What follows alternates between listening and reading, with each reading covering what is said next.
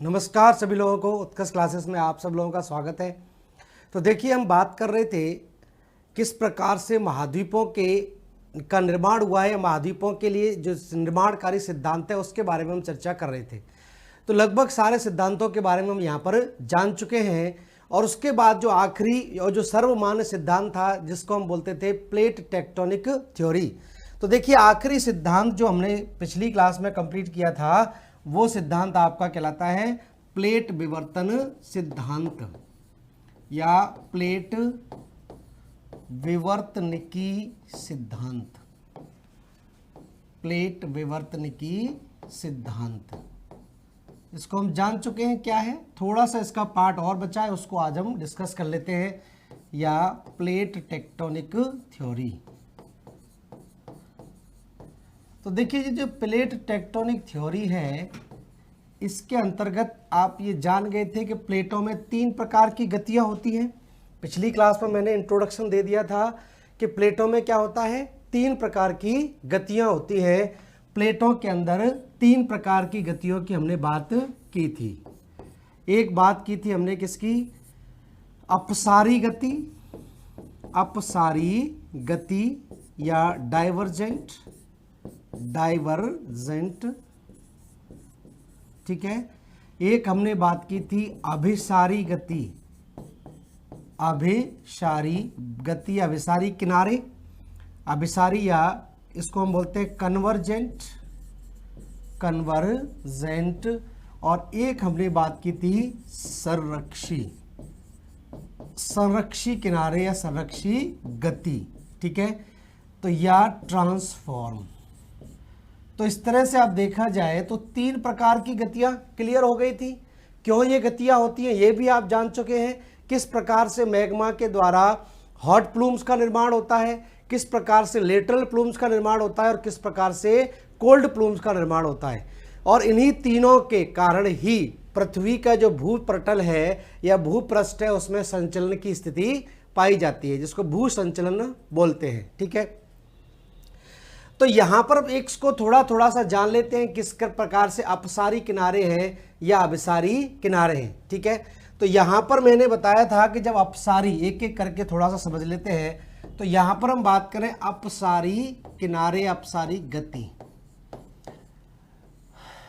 थोड़ा सा इनको विस्तार से, अपसारी किनारे या ध्यान रखें डाइवर्जेंट मार्जिन्स,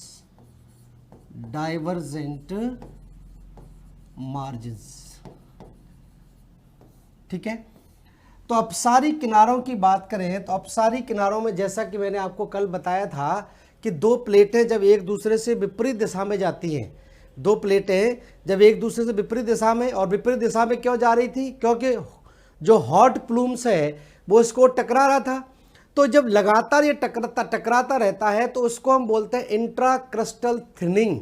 मतलब अंदर की तरफ जो आपकी क्रस्ट है वो धीरे धीरे करके क्या होती है, पतली होती जाती है, और पतले होने के क्रम में वो आपकी क्या होती है, टूट जाती है और 2 दिशाओं में गति करने लग जाती है, ठीक है।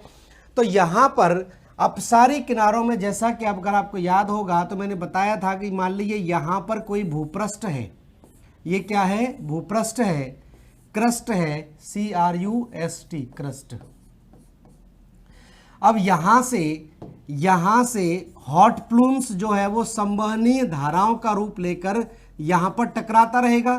तो ये जो तट है इसको जब पिघलाता रहेगा तो इस घटना को हम क्या बोलते हैं, इंट्रा क्रस्टल थिनिंग कहलाती है। Intra crustal thinning, intra crustal thinning.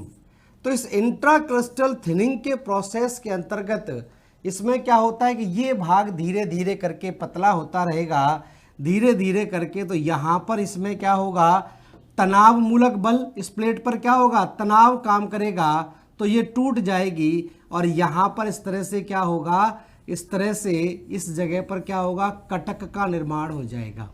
तो यहाँ पर क्या बन जाएगा, कटक बन जाएगा, अंतः सागरीय कटक।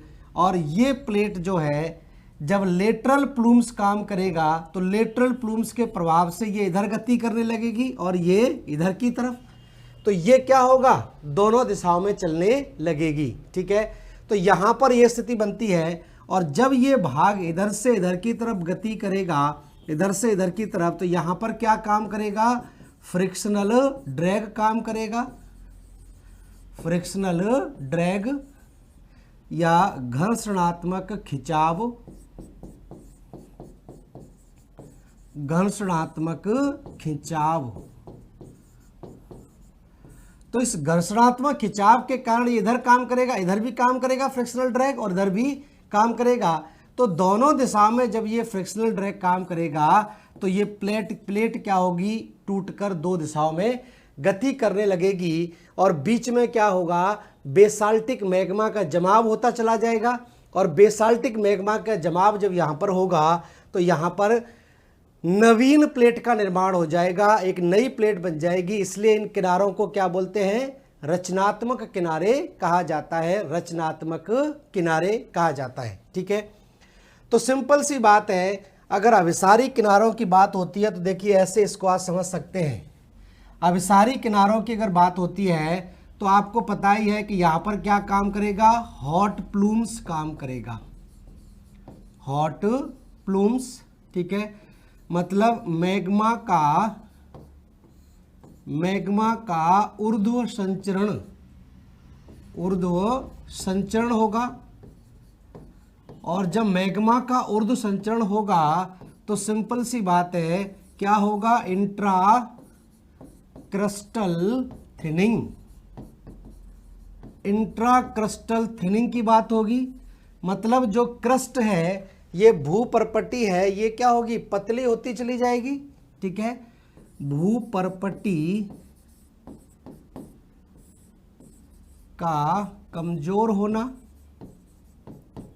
और भूपर्पटी जब कमजोर हो जाएगी तो जाहिर सी बात है इस पर क्या काम करेगा, तनाव मूलक बल, तनाव मूलक बल।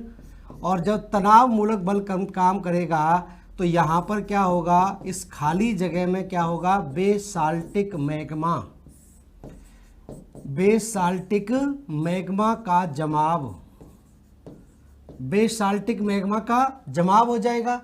तनाव मूलक बल का मतलब क्या है, यही है घर्षणात्मक खिंचाव। ठीक है, घर्षणात्मक खिंचाव है तनाव मूलक बल। अब जब ये दो हिस्से अलग होंगे, ये इधर जाएगा, ये इधर जाएगा, तो जाहिर सी बात है बीच में क्या होगा, मैग्मा का जमाव हो जाएगा। तो बेसाल्टिक मैग्मा का जब यहाँ पर जमाव होगा तो इससे क्या होगा, नवीन सागरीय प्लेट का निर्माण होगा। इससे नवीन सागरीय प्लेट का निर्माण, नवीन सागरीय प्लेट का निर्माण। और नवीन सागरीय प्लेट का जब निर्माण होगा तो जाहिर सी बात है ये किनारे कैसे कहलाएंगे, रचनात्मक किनारे कहलाएंगे, कंस्ट्रक्टिव मार्जिन कहलाएंगे। तो नई नई रचनाएं बन जाएंगी तो ये किनारे कैसे कहलाएंगे, रचनात्मक, रचनात्मक किनारे। और जब ये रचनात्मक किनारों की बात होती है, जब ये प्लेट यहाँ से टूटेगी तो क्या होगा, सक्रिय ज्वालामुखी बनेंगे और भूकंप आएगा और भ्रंश घाटी का भी निर्माण होगा। तो इससे क्या क्या क्रियाएं होंगी, अभिसारी किनारों से सिंपल सी बात है, भूकंप आएगा, इसी क्षेत्र में सक्रिय ज्वालामुखी पाए जाएंगे, सक्रिय ज्वालामुखी। और सिंपल सी बात है इसी क्षेत्र में फिर क्या होगा, यहाँ पर भ्रंश घाटी का निर्माण होगा, भ्रंश घाटी। ठीक है, तो बिल्कुल सिंपल है। अभिसारी किनारे आप समझ गए, कन्वर्जेंट डाइवर्जेंट मूवमेंट की बात कर रहे हैं यहाँ पर। तो अभिसारी किनारों की बात होती है तो सिंपल सी बात है, जब यहाँ से हॉट प्लूम्स क्या करता है, इस भूपर्पटी का पतला करना शुरू कर देगा, इसको कमजोर करना शुरू कर देगा। और साथ में ही यहाँ पर क्या काम कर रहा है, फ्रिक्शनल ड्रैग काम कर रहा है। एक तो भूपृष्ठ आपका कमजोर हो गया, पतला हो गया, ठीक है, और दूसरा क्या कर रहा है, इस पर तनाव मूलक बल, खिंचाव बल काम कर रहा है। तो जब खिंचाव बल काम करेगा तो वहां पर क्या बनेगा, भ्रंश घाटी का निर्माण हो जाएगा। और जब भ्रंश घाटी बन जाएगी तो यहां पर इस भ्रंश घाटी में क्या होगा, बेसाल्टिक मैग्मा का जमाव हो जाएगा। और बेसाल्टिक मैग्मा के जवाब से यहां पर क्या होगा, नवीन सागरीय प्लेटों का निर्माण हो जाएगा। और जो नवीन सागरीय प्लेटों का निर्माण हो जाएगा तो ये क्या कहलाएंगे, रचनात्मक किनारे कहलाते हैं, कंस्ट्रक्टिव मार्जिन कहलाते हैं, कंस्ट्रक्टिव मार्जिन्स कहलाते हैं। तो ये बात आती है किसको लेकर, अभिसारी किनारों को लेकर आती है। तो क्लियर हो गया होगा क्या होते हैं अभिसारी किनारे। ठीक है, अपसारी किनारे, सॉरी अभिसारी, अपसारी, अपसारी। ठीक है, तो अपसारी किनारों की बात क्लियर हो गई। अब देखिए हम बात करें अभिसारी किनारों की, अभिसारी किनारे। तो थोड़ा सा आप संवहनीय धारा सिद्धांत को दोहराइए अपने मन में। संवहनीय धारा सिद्धांत में मैंने क्या बताया था कि जब आप देखेंगे हॉट प्लूम्स जहां पर था तो वहां पर प्लेटों का डाइवर्जन हो रहा था, लेकिन कोल्ड प्लूम जहां पर आपस में टकरा रहे थे, कोल्ड प्लूम टकरा के नीचे की तरफ आ रहे थे, तो वहां पर क्या हो रहा था, कन्वर्जेंस हो रहा था। तो यही कन्वर्जेंस क्या है, अभिसारी सीमाएं कहलाती है। ठीक है, तो देखिए नेक्स्ट हम चलते हैं आगे, दूसरा पॉइंट डालिए, दूसरी हेडिंग डालिए, अभिसारी, अभिसारी सीमाएं। अभिसारी सीमाएं, तो अभिसारी सीमाएं या कन्वर्जेंट मार्जिन्स की बात करें, और आपको थोड़ा सा अगर याद हो तो यहाँ पर मैं द्वारा आपको इसको समझाने की कोशिश करता हूँ। ठीक है, जैसे ये मान लीजिए अर्थ है, और मैंने बताया था जहाँ पर हॉट प्लूम्स थे, जहाँ पर हॉट प्लूम्स थे वहाँ पर प्लेटें क्या हो रही थी, डाइवर्ज हो रही थी। ये मान लीजिए प्लेट है इस तरह से, यहाँ पर प्लेटों का क्या हो रहा था, डाइवर्जन हो रहा था, प्लेटों का डाइवर्जन हो रहा था, इस तरह से इधर जाएगी।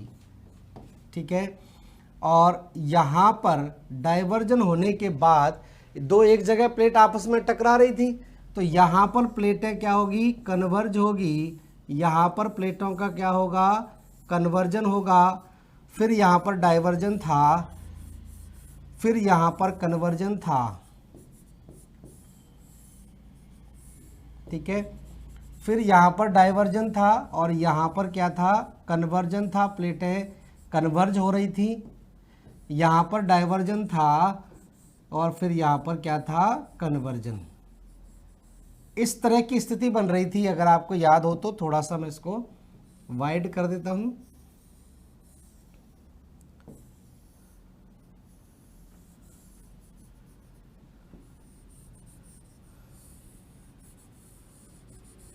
इस तरह की स्थिति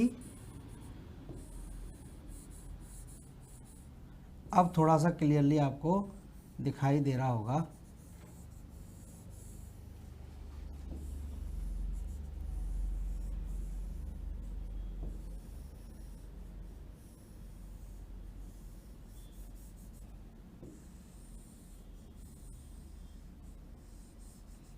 इस तरह से देखिए आप। ठीक है, ये स्थिति बन रही थी अगर आपको याद होगा तो यहां पर क्या हो रहा था, इस जगह पर तो हॉट प्लूम्स और हॉट प्लूम्स होगा, तो यहां पर क्या होगा, यहां पर तो कटक का निर्माण होगा, यहां पर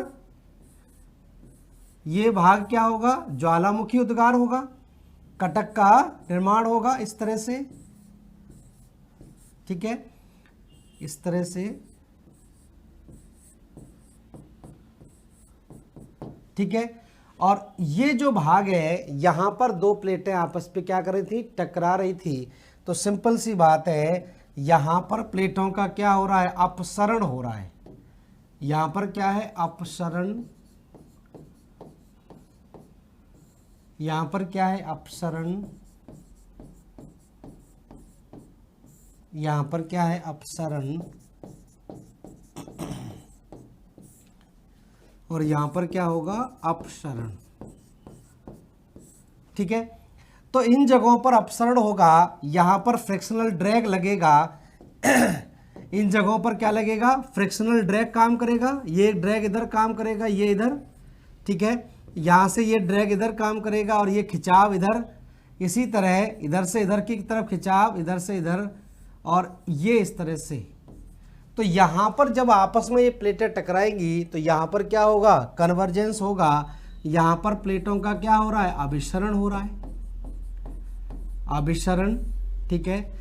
यहाँ पर क्या हो रहा है, अभिसरण, अभिसरण हो रहा है।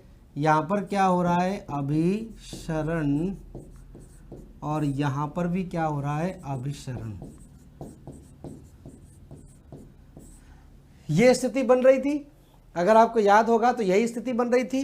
तो यहाँ पर आप देखेंगे जब दो प्लेटें एक दूसरे से टकराती हैं, मान लीजिए एक प्लेट इस तरह से है और दूसरी प्लेट भी इस तरह से है, तो यहाँ पर दो प्लेटों के आपस में टकराने से ये इधर गति कर रही है और ये इधर गति कर रही है, तो यहाँ पर क्या बन रहा था, ट्रेंच का निर्माण हो रहा था, गर्त का निर्माण हो रहा था। अगर पहले आपको पता होगा तो यहाँ पर क्या बन रहे थे, गर्त बन रहे थे, ट्रेंच बन रहे थे।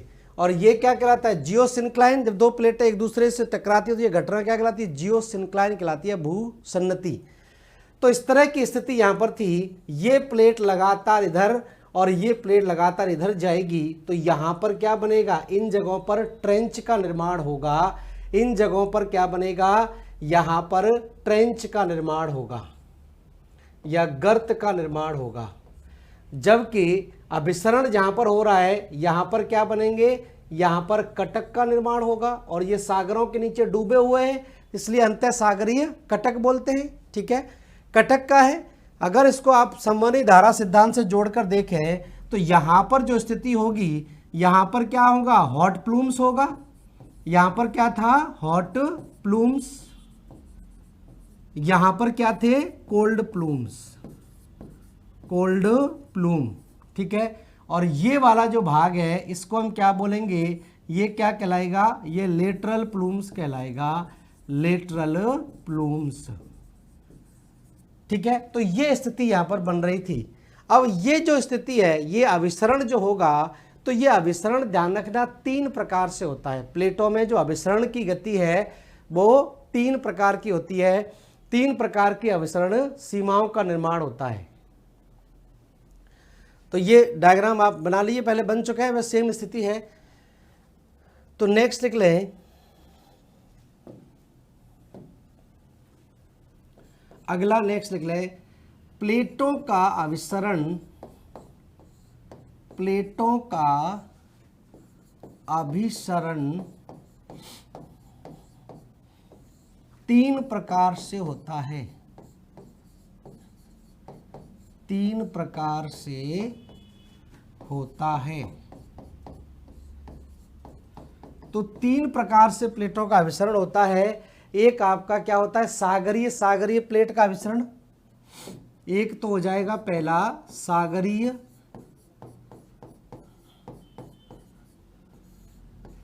सागरीय और सागरीय, दोनों सागरीय प्लेटें अगर हैं, सागरीय सागरीय प्लेट अभिसरण।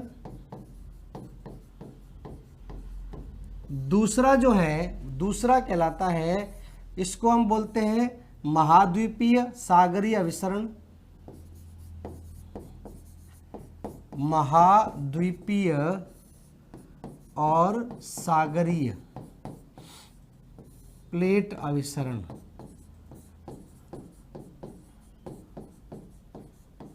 ठीक है। और तीसरा जो होगा वो क्या होगा, वो होगा महाद्वीपीय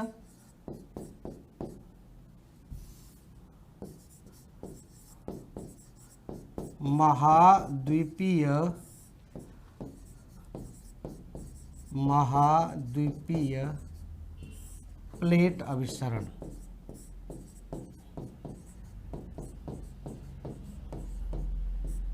ठीक है। तो 3 प्रकार से प्लेटों का अभिसरण हो सकता है। एक तो दोनों प्लेट आपकी कैसी हो, दोनों प्लेट महासागरीय हो, एक प्लेट महासागरीय और एक महाद्वीपीय प्लेट आपस में टकराएं, या दोनों महाद्वीपीय प्लेटें आपस में टकराएं। तो प्लेटों के अभिसरण की या कन्वर्जेंस की 3 स्थितियां बनती हैं। 3 स्थिति यहां पर बनती है। एक तो सागरीय सागरीय, दोनों प्लेटें कैसी हो, ओशिनिक प्लेट हो, एक ओशिनिक और एक कॉन्टिनेंटल हो, या दोनों कॉन्टिनेंटल प्लेट भी हो सकती है। ठीक है। अब देखिए क्या स्थिति बनती है, बस इसको बस समझने वाला कॉन्सेप्ट है, केवल समझना है, बाकी कुछ इसमें जरूरी नहीं क्या आपको करना है, सिंपल कॉन्सेप्ट है। तो देखिए डायग्राम से समझ लीजिए, अगर हम बात करें महासागरीय प्लेट अपसरण, महासागरीय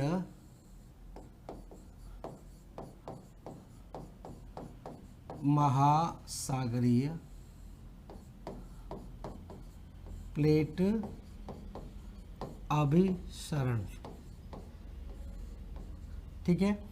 तो दो महासागरीय प्लेटों का आपस में कन्वर्जेंस होता है, उस स्थिति में क्या होगा, तो देखिए यहां पर जैसे ये मान लीजिए भूपरपट्टी है, भूपृष्ठ है, ठीक है। इस भूपृष्ठ की स्थिति क्या है कि यहां पर एक प्लेट है, यहां पर एक महासागरीय प्लेट है, इस तरह से ये महासागरीय प्लेट, थोड़ा सा एक महासागरीय प्लेट है इस तरह से, और एक महासागरीय प्लेट इस तरह से। तो ये दो प्लेटों का आपस में क्या हो रहा है, कन्वर्जेंस हो रहा है, ठीक है। ये दोनों कैसी हैं, दोनों ध्यान रखना ओशिनिक प्लेट है, दोनों महासागरीय प्लेट है, मतलब यहां पर महासागर है, महासागर के नीचे इन प्लेटों का स्थिति बन रही है, ठीक है, महासागरीय अपसरण। अब जब ये प्लेट लगातार नीचे की तरफ धंसती जाएगी तो नीचे तापमान क्या होगा, कम होता चला जाएगा, और जब नीचे की तरफ जितना प्लेट जाएगी तापमान कम होने से ये पिघलेगी, और जब ये प्लेट पिघलेगी तो सिंपल सी बात है, ये जो क्षेत्र है जहां से प्लेट पिघलना शुरू करती है इसको बोलते हैं बेनी ऑफ जोन, बेनी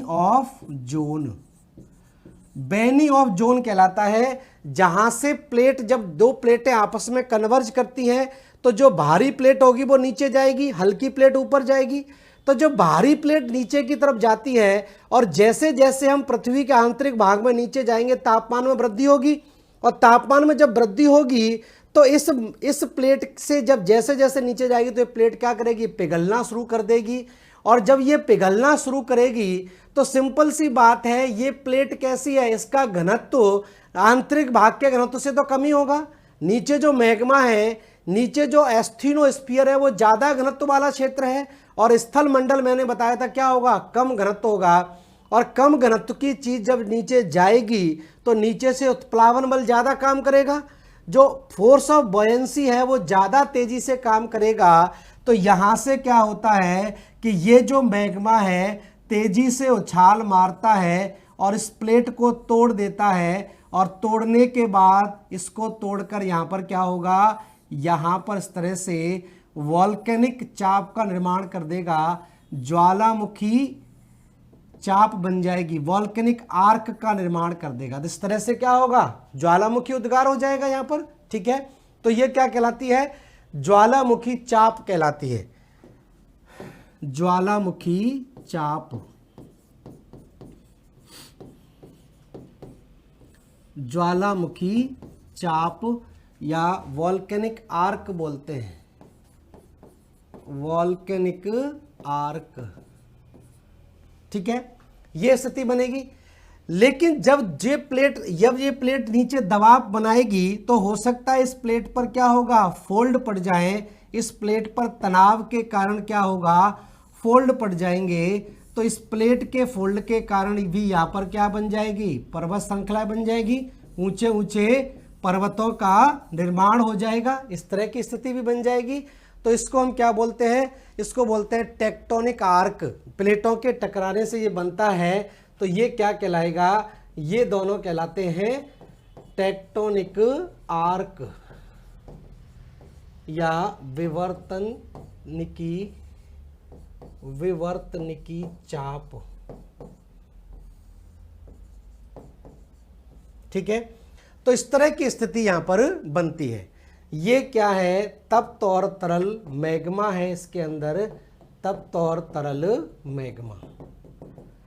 तो ये दोनों महासागरीय प्लेटें, और इन महासागरीय प्लेटों के आपस में टकराने से तो इस पर फोल्डिंग हो जाएगी, फोल्डिंग से विवर्तनिकी चाप का निर्माण होगा, और जब ये प्लेट नीचे की तरफ जाएगी और जितना नीचे जाएगी उतना ही तापमान में वृद्धि होगी, प्लेट पिघलेगी, हल्की है, कम घनत्व वाली है तो ज़्यादा बॉयंसी फोर्स लगेगा, तो ये इस मैग्मा को ऊपर धकेल देगा, तो इससे क्या होगा, ज्वालामुखी पर्वत बन जाएगा। और ज्वालामुखी पर्वत को यहाँ पर क्या बोलेंगे, ज्वालामुखी चाप बोल देंगे, ज्वालामुखी चाप इसको कहा जाता है। ठीक है, और ऐसी स्थिति जो है वो कहाँ पर बनती है, इस तरह से द्वीप आपके दिख जाते हैं, तो यही द्वीप आपके कहलाते हैं क्या, ये समुद्री द्वीप कहलाते हैं, द्वीप चाप समूह कहलाते हैं, आर्चीपेलागो जिसको कहते हैं। ठीक है, तो ये द्वीप समूह कहलाते हैं, ध्यान रखना, ये सारे के सारे क्या कहलाते हैं, द्वीप समूह। तो समुद्र के अंदर ऊपर उठ जाएंगे तो क्या होगा, द्वीप के रूप में दिखाई देगा, तो ये कहलाता है द्वीप चाप समूह,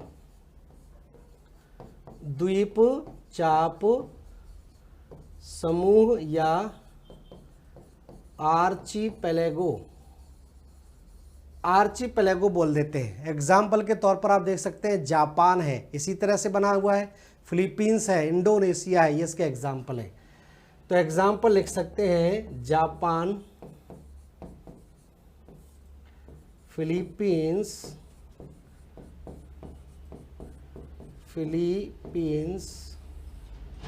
इंडोनेशिया,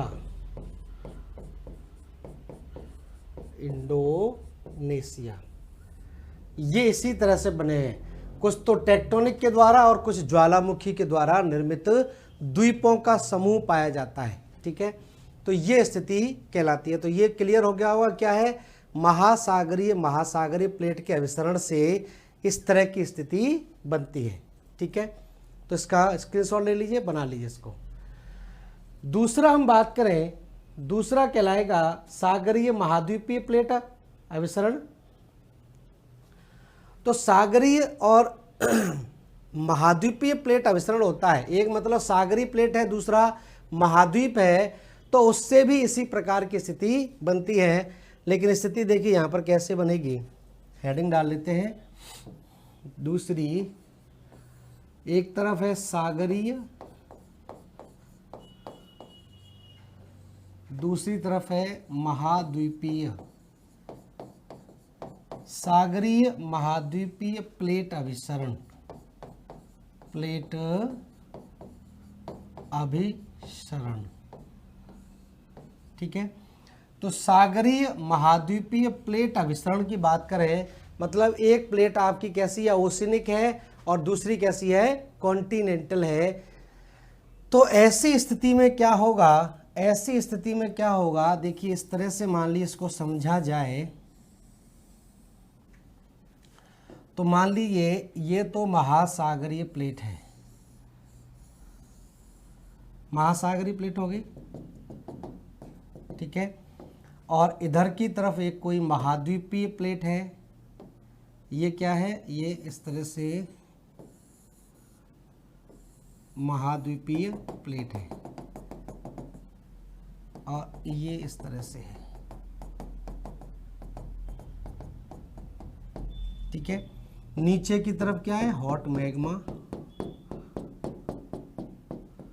ये तप्त और तरल मैग्मा की स्थिति है।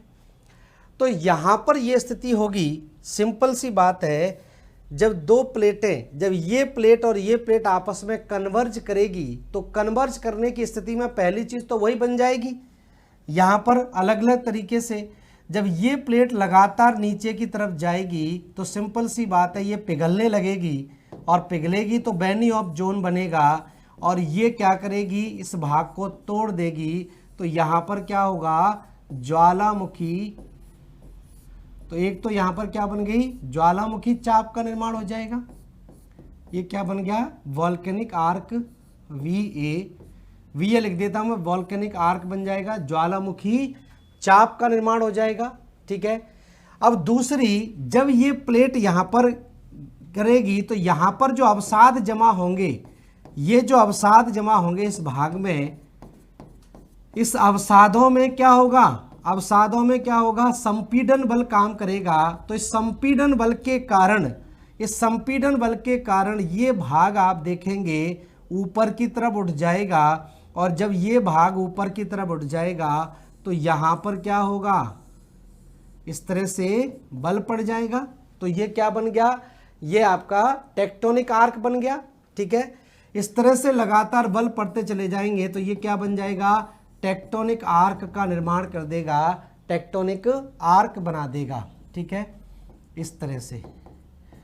तो इस तरह से क्या होता है कि बहुत सारी पर्वत श्रृंखलाएं बल पड़ने के कारण, क्योंकि ये प्लेट इधर टकराई और ये प्लेट, तो एक तो यहां पर ज्वालामुखी उद्गार होगा क्योंकि सेम स्थिति बनेगी जैसे पहले थी। दूसरा, जब दो प्लेटें आपस में टकराती हैं तो बीच का जो कचरा है, जो समुद्र के अंदर जो आपका महाद्वीप से जो आपका भूसन्नति हुई होगी, उसमें जब संपीड़न बल काम करेगा तो वो हिस्सा क्या होता है, ऊपर उठने लगता है। तो ऊपर उठने लगता है, तो इस तरह से ये टेक्टोनिक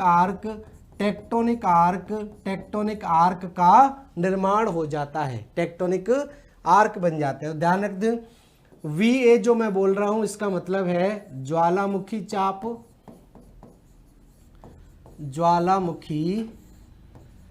चाप, और जो TA बोल रहा हूं वो है विवर्तनिकी चाप मतलब संपीड़न बल के कारण जो उत्थान हुआ है। ठीक है, तो ये जो कचरा है ऊपर उठकर क्या पर्वत श्रृंखला का निर्माण कर देगा। तो ये जो है, ये लगातार जो पर्वत श्रृंखलाएं बन जाती हैं, ये सारी की सारी पर्वत श्रृंखलाएं, उसमें ज्वालामुखी चाप और ये सारा का सारा जो शामिल होता है, इस पूरी की पूरी चाप को हम क्या बोलते हैं, इस पूरी की पूरी चाप को एक शब्द इस्तेमाल करते हैं, यही शब्द आपको ध्यान रखना है, इसको कार्डिलेरा कहा जाता है, कार्डिलेरा। ठीक है, तो कार्डिलेरा का निर्माण हो जाता है, यहां पर कार्डिलेरा बन जाता है। ठीक है,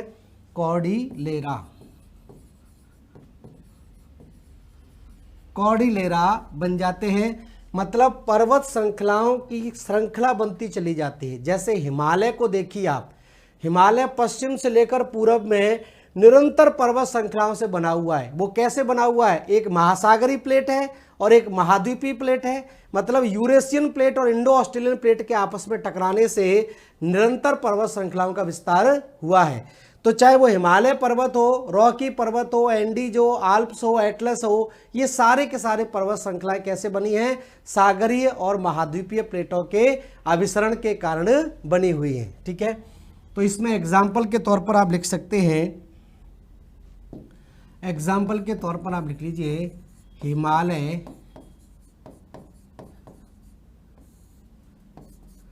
रॉकीज,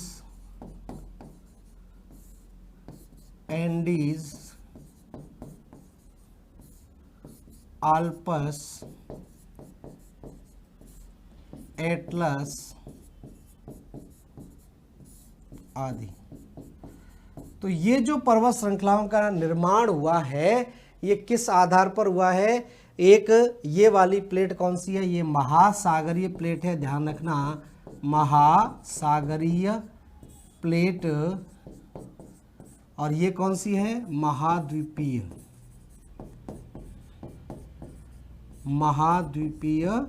प्लेट। तो महासागरीय और महाद्वीपीय प्लेटों के आपस में टकराने से पर्वत श्रृंखलाओं का निर्माण हो जाता है। तो ज्वालामुखी पर्वत भी बनते हैं और इससे बलित पर्वतों का निर्माण भी होता है, फोल्ड माउंटेन्स भी बन जाते हैं। तो इसके कारण आप देखेंगे सीरीज ऑफ माउंटेन रेंजेस बनती है, पर्वत श्रृंखलाओं की श्रृंखला बन जाती है। तो इसलिए इसको हम बोलते हैं कॉर्डिलेरा। कॉर्डिलेरा शब्द का इस्तेमाल करते हैं, टेक्निकल शब्द है कॉर्डिलेरा। तो इसको हिंदी में कोई मतलब इसका नहीं बनता है, इंग्लिश में ही आपको याद रखना पड़ेगा कॉर्डिलेरा। तो ये स्थिति बनती है किसकी, सागरीय और महाद्वीपीय प्लेट अभिसरण के कारण। ठीक है, अब देखिए तीसरी कैटेगरी हम जान लेते हैं। तीसरी कैटेगरी कौन सी थी, वो कैटेगरी थी महाद्वीपीय प्लेट अभिसरण। ठीक है, तीसरी कैटेगरी है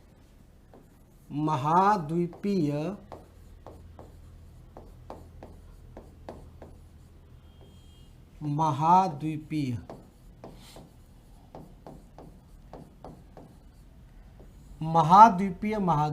प्लेट अभिसरण।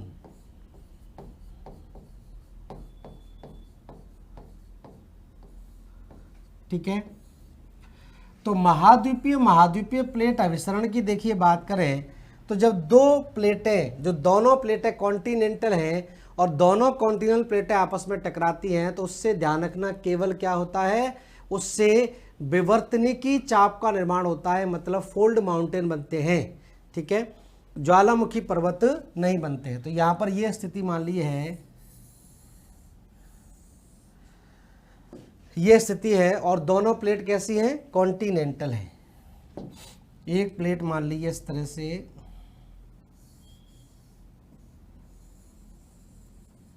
ये भी कॉन्टिनेंटल प्लेट है, और एक प्लेट इस तरह से, ये भी कॉन्टिनेंटल प्लेट है। ठीक है,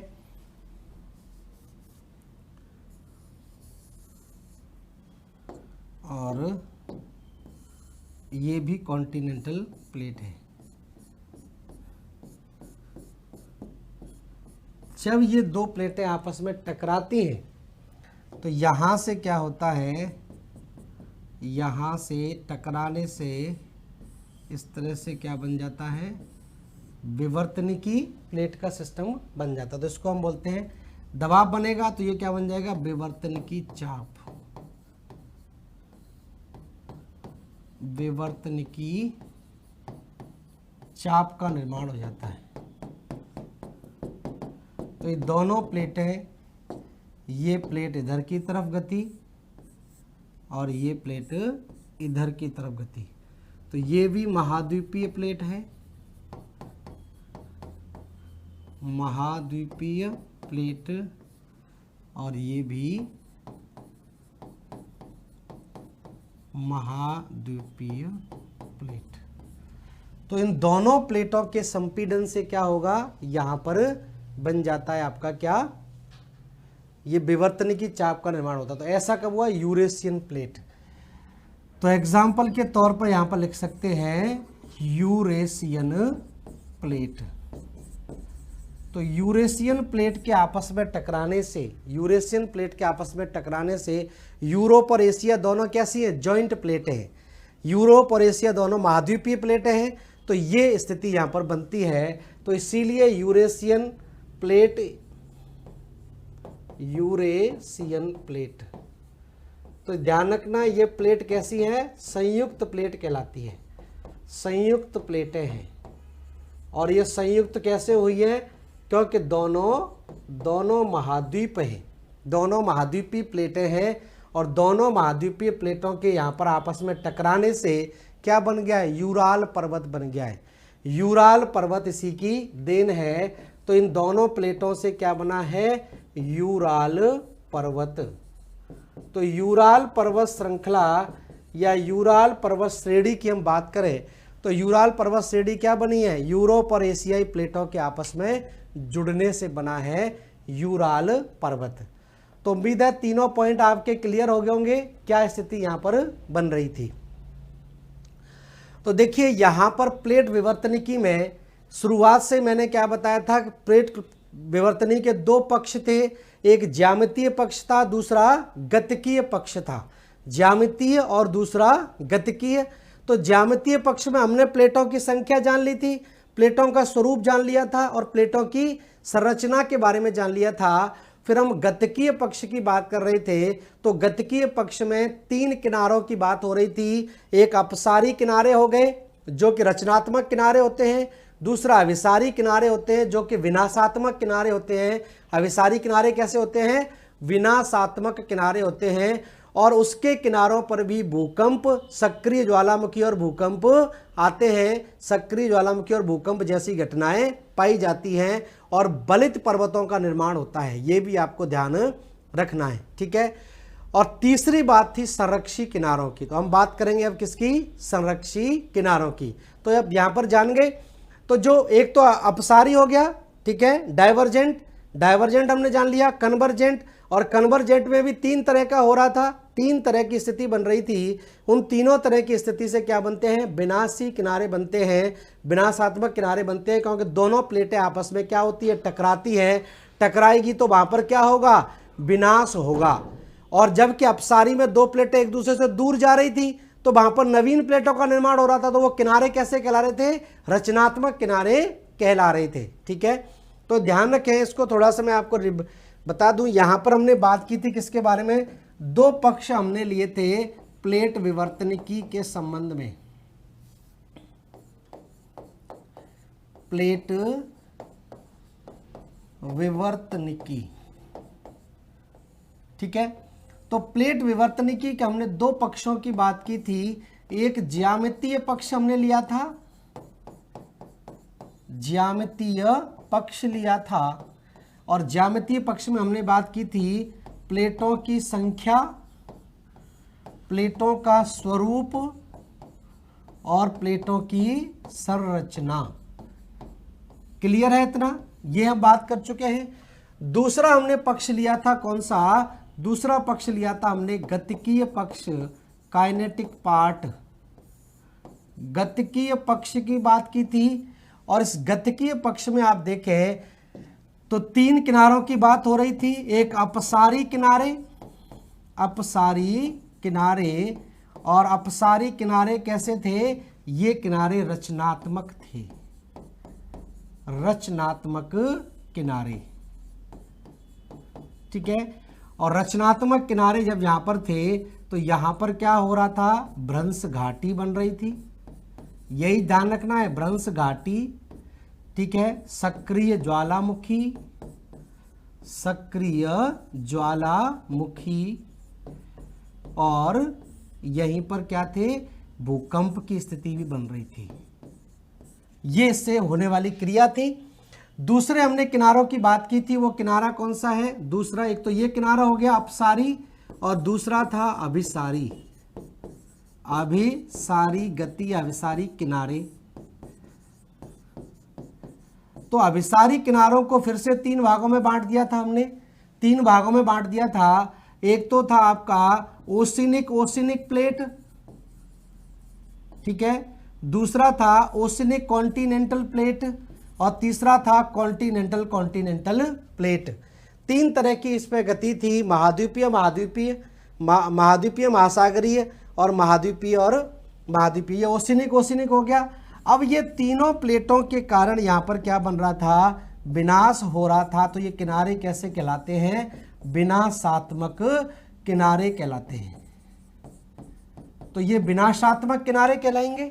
ठीक है, अब जब ये विनाशात्मक किनारे यहाँ पर होंगे तो यहाँ पर भी क्या होगा? पहली चीज तो ध्यान रखना, वलित पर्वत बन रहे थे, वलित पर्वतों का निर्माण।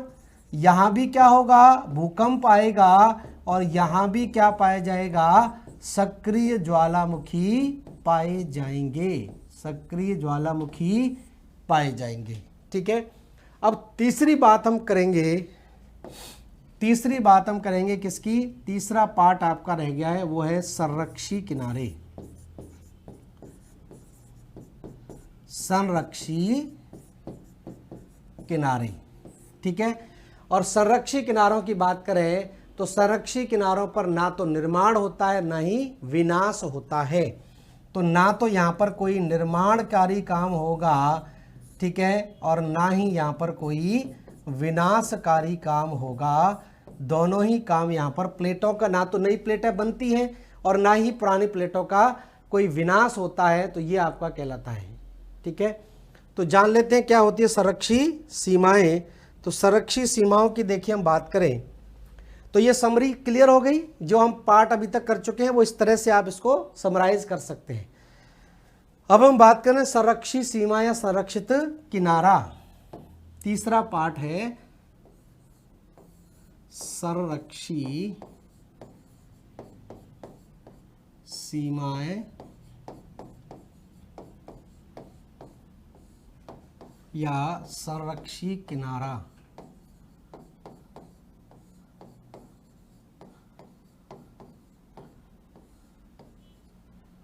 ठीक है, तो संरक्षी सीमा या संरक्षी किनारे की देखिए अगर हम बात करें तो यहां पर क्या होता है कि दो प्लेटें एक दूसरे पर क्या करती है? स्लाइडिंग करती है, स्लाइड करती है।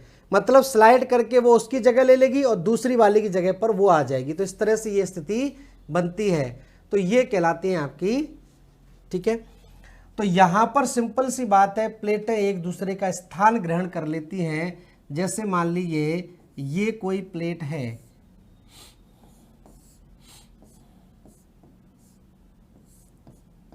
ठीक है, ये एक प्लेट है और इसके किनारों पर एक दूसरी प्लेट है। इस तरह से मान लीजिए एक और दूसरी प्लेट है, इस तरह से,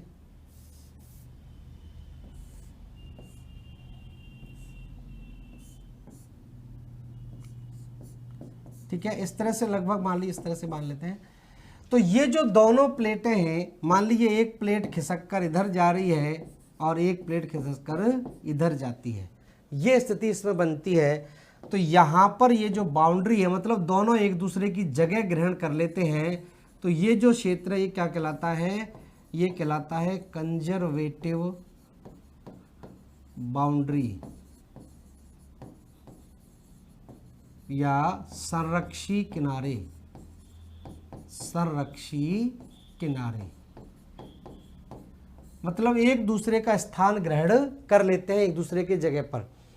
तो जब भी संरक्षी किनारे होते हैं तो ध्यान रखना, ये सिंपल सी बात है, ये प्लेट इसकी जगह पहुंच जाएगी और ये प्लेट इसकी जगह ग्रहण कर लेगी, तो वास्तविक जो जगह है वो आपकी संरक्षित रहेगी। तो इसलिए क्या बोलते हैं, संरक्षित, ठीक है। या इसी को हम क्या बोल देते हैं, ट्रांसफॉर्म बाउंड्री भी बोलते हैं, ट्रांसफॉर्म बाउंड्री,